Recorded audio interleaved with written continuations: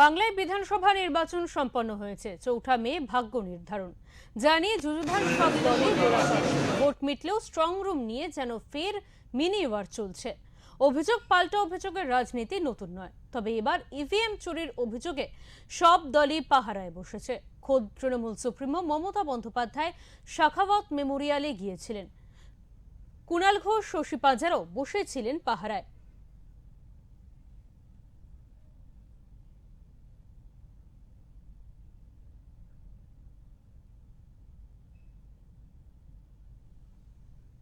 Strong room নিয়ে নির্দেশ এসেছে নবান্ন থেকেও। স্ট্রংরুমের নিরাপত্তা নিয়ে ওয়াকিবহাল কমিশনও। সব মিলিয়ে ফল ঘোষণার আগের প্রতিটি মুহূর্ত উৎকণ্ঠায় কাটাচ্ছে বিজেপি থেকে তৃণমূল সকল দলই। তৃণমূলের আশঙ্কা ক্ষমতা ধরে রাখা যাবে না। বিজেপির সংশয় মমতা বন্দ্যোপাধ্যায়কে গদিচ্যুত করা গেল কেন।